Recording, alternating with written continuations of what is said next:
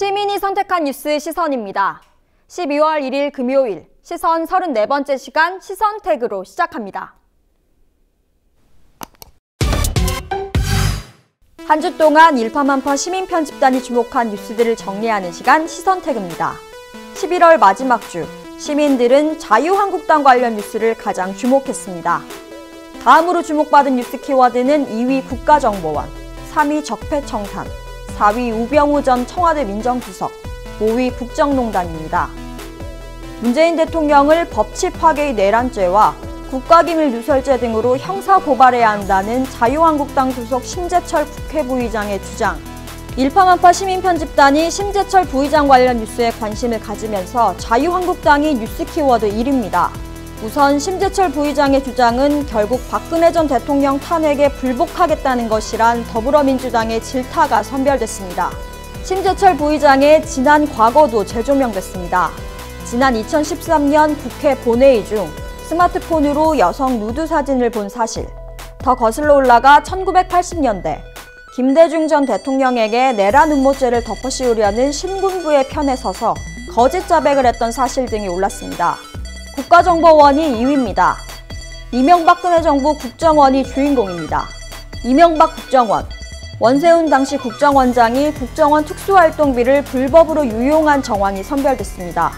박근혜 국정원 관련 뉴스는 국정원 대선 개입 사건이 주요 무대입니다. 당시 수사 정보를 국정원 측에 넘긴 의혹을 받는 김병찬 서울 용산경찰서장이 검찰에 출석했다는 소식. 국정원이 사건을 수사했던 윤석열 수사팀을 와해시키려 한 정황 등이 선별됐습니다. 3위는 적폐청산입니다. 현재 진행 중인 적폐청산을 덮는 건 정부의 길을 포기하는 것이란 이낙연 국무총리의 발언. 적폐청산은 민주주의를 지키는 일이며 정치보복이란 비난을 두려워해선 안 된다는 내용의 칼럼 등 적폐청산의 당위성을 강조하는 내용의 뉴스가 대부분이었습니다. 1년 사이 검찰청 포토라인에 4번째 선 우병우 전 청와대 민정수석이 4위입니다. 이번엔 공직자와 민간인 불법 사찰 혐의입니다. 지난 수요일 검찰에 출석하면서 숙명이라면 받아들이겠다는 우 전 수석의 발언을 포함해 검찰이 우 전 수석에 대한 3번째 구속영장 청구를 고려하고 있다는 소식, 이석수 전 특별감찰관을 불법 사찰한 혐의가 인정되면 구속수감은 물론 실형 선고를 피할 수 없을 거란 지적 등 시민들은 우 전 수석에 대한 검찰 수사 과정을 주시했습니다. 국정농단이 5위입니다. 국정농단 사건으로 재판을 받고 있는 피의자들이 뉴스 인물이었습니다.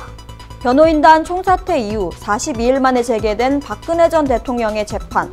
박 전 대통령이 재판을 거부하면서 법원이 걸석 재판을 결정했다는 뉴스가 올랐습니다. 2심 판결을 앞두고 있는 이재용 삼성전자 부회장은 그의 성품이 따뜻하다고 강조한 조선일보 기사와 이 기사의 목적이 의심스럽다는 미디어오늘 기사 등 상반된 기사가 동시에 올랐습니다. 지금까지 시선택이었습니다.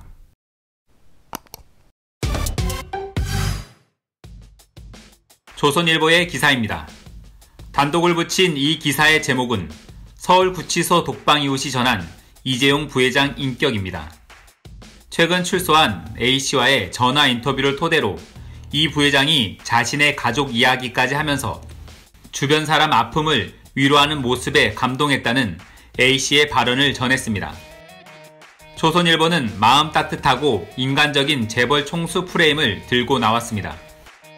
이 기사는 처음부터 끝까지 A씨의 증언만에 의존하고 있습니다. 기자의 팩트체크는 전혀 찾아볼 수 없었습니다. 이런 식의 미담 기사는 더 있습니다. 더 팩트는 지난 23일 이재용 부회장이 수개월간 수감 생활 동안 교도관들에게 예의를 갖춰 말과 행동을 해 교도관들 사이에서 좋은 평가를 받고 있다고 전했습니다. 월간중앙 4월호엔 이재용 부회장이 탕수육을 거절하고 자장면을 먹겠다고 했다는 검찰발 이야기가 실렸습니다. 그리고 국민일보는 1,440원에 밥 잘 먹는 모범수 이재용이라는 기사 말미에 밖에서는 한 번도 접하지 못했을 한 끼당 1,440원 정도의 식사를 하면서도 음식물을 남기는 법이 거의 없다는 익명의 관계자 말을 인용하면서 기사를 마무리했습니다. 모두가 이재용 부회장의 인간미를 내세운 미담 기사입니다. 재벌 총수가 구속되면 나라가 망할 것 같이 떠들던 언론이 이제는 마음 따뜻한 총수가 안타깝게 교도소에 있는 것 마냥 기사를 쓰고 있습니다. 삼성에 대한 미담을 쏟아내는 언론이 있다면 삼성에 입을 닫고 있는 언론들이 있습니다. SBS는 지난 27일 단독 보도를 통해 이건희 삼성그룹 회장의 차명 계좌가 추가로 확인된 사실을 전했습니다. 이 소식은 다음날 아침 한겨레 기사를 통해 더 자세히 보도됐습니다. 이 회장의 차명 계좌가 추가로 존재한다는 사실이 최초로 확인됐지만 다른 언론들은 이 소식에 침묵을 지키고 있습니다. 이와 관련해 지난 29일 삼성 전면 광고를 실은 언론들이 눈에 띕니다. 경향신문은 삼성 총속이 파워건을 소개했고 동아일보는 삼성 갤럭시 S8을 선전하고 있습니다. 서울신문과 중앙일보도 갤럭시 S8을 전면을 할애해 광고했습니다. 그리고 한국일보에선 삼성 공기청정기 블루스카이가 소개됐습니다.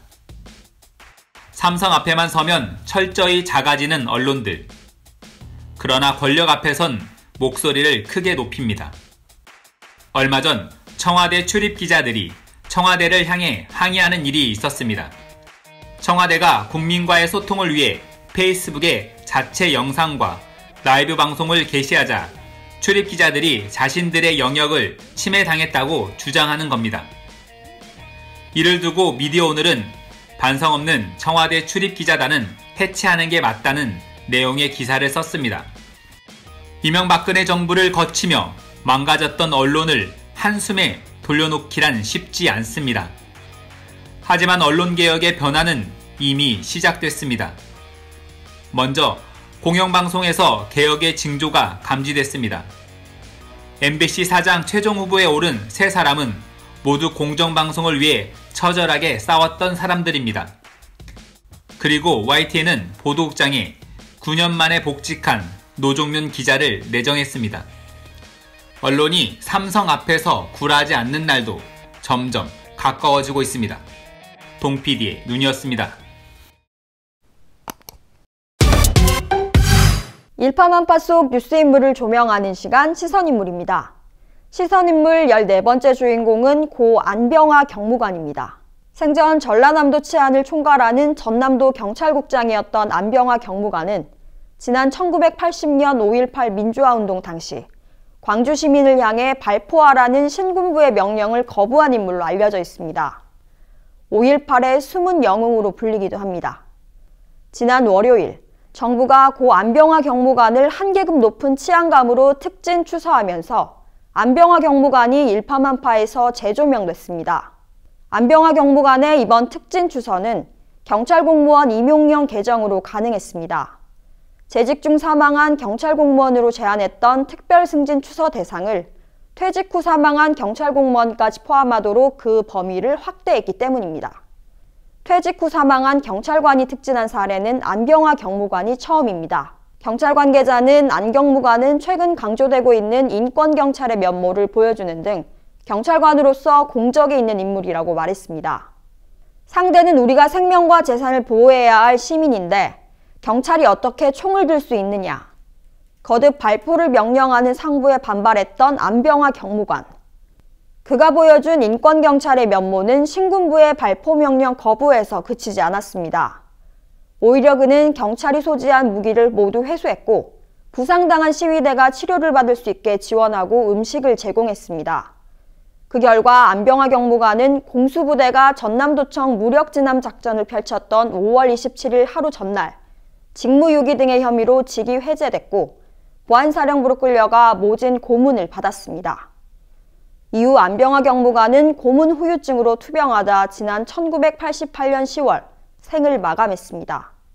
고 안병화 경무관의 명예회복을 위해 애써온 그의 아들 안호재 씨는 지난 5월 뉴스엔조이와의 인터뷰에서 5.18과 희생자들을 기억해줬으면 한다.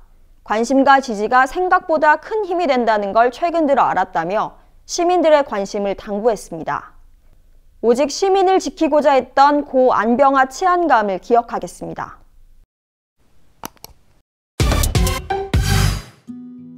증거인멸은 구속사유. 부당노동행위 혐의로 검찰 수사를 앞두고 있는 김장겸 전 사장 등 전 현직 MBC 경영진이 자신들의 휴대전화를 집단적으로 파쇄하고 새 휴대전화로 교체한 사실이 드러나자 박주민 거지갑으로 알려져 있지만 사실은 진실갑이다. 세월호 변호사로 잘 알려진 박주민 더불어민주당 의원이 2기 세월호 특별조사위원회 구성이 달린 사회적 참사법 본회의 통과를 위해 전날 밤까지 밤새 일한 사실이 알려지자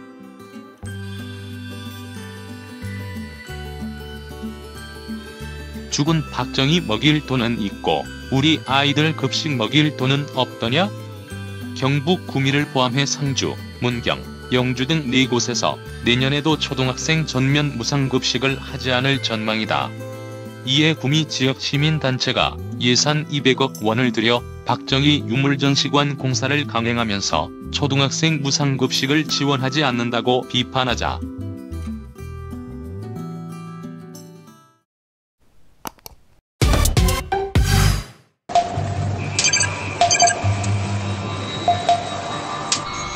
내가 할게. 알통이잖아. So it was a really tough time for me, sir. So I have been suffering such kind of ignorance on trauma matters. It's a huge problem. This matter is connected to South Korean medical system.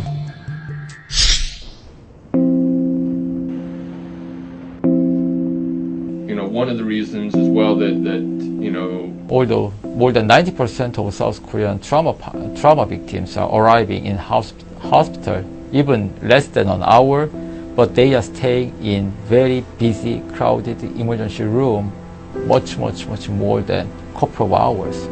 Trauma is a number 3 cause of death in South Korea in young population, less than 40s.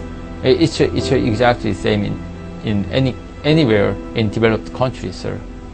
But even so, most doctors even don't know that what a trauma surgeon is. It's a huge problem. This matter is connected to South Korean medical system.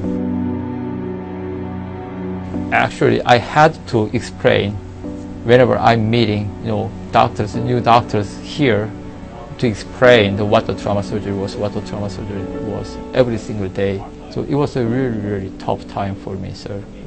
So I have been suffering such kind of ignorance on trauma matters.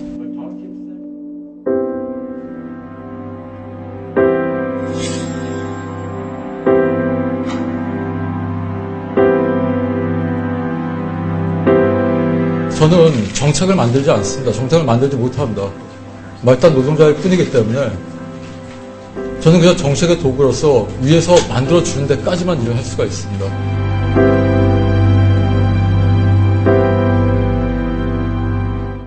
시민이 선택한 뉴스 시선에선 클로징도 시민이 직접 합니다. 이국종 교수와 김종대 의원, 그리고 기생충, 한동안 뉴스면을 시끌시끌하게 했던 주인공들입니다. 이를 두고 누군가는 기생충 사태라고 말했습니다. 일파만파 시민편집단 이응상 씨는 기생충 사태의 원인으로 언론을 지목했습니다. 34번째 시선은 이응상 씨의 클로징으로 마무리합니다. 이응상 씨가 직접 붙인 이번 클로징 제목은 지금도 진실 왜곡을 하는 일부 언론에게 보내는 메시지입니다. 언론 관계자 여러분 안녕하십니까? 전 언론에 관심이 많은 대구 청년 이응상입니다.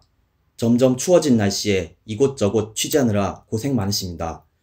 지난번 공동경비구역에서 넘어와 귀순한 북한 병사의 치료 상황을 브리핑한 이국종 교수와 그 병사를 이용해 이득을 보려는 군 당국 등 일부 사람들을 비판한 정의당 김종대 의원을 싸움 붙이고 자극적으로 보도하는 모습 잘 봤습니다. 한국의 중증외상센터가 처한 열악한 현실과 귀순 병사의 치료 과정을 있는 그대로 전하고 치료받는 병사의 처지를 이용하지 말라 했을 뿐인데 본질은 쏙 빼고 기생충, 인권 침해 같은 자극적인 부분을 부풀리며 떠드니 여전하다고 생각했습니다. 이런 식으로 조회수를 늘리니 살림살이 좀 나아지셨습니까? 물론 이 말도 수십 번 들었겠죠. 저는 여러분이 왜 기레기란 별명으로 불린지 알겠습니다. 진실을 왜곡하고 남의 사생활을 들춰내고 근거 없는 주장을 늘어놓으며 우리의 관심을 구걸하니 일부 인터넷 방송 진행자의 막장 행각이 애교로 보이더군요. 인간의 욕심은 끝이 없고 같은 실수를 반복한다라는 말이 있습니다. 세월호 참사 때 보여주신 여러분의 행동이 많은 이에게 피해를 줬음을 안다면 반성하고 고치는 모습을 보여줘야 하지 않겠습니까? 더 이상의 욕심은 스스로를 파멸로 이끌 뿐입니다. 전 이 메시지가 여러분에게 전해질지 모르지만 어디까지 갈지 어디서 멈출지 지켜보겠습니다.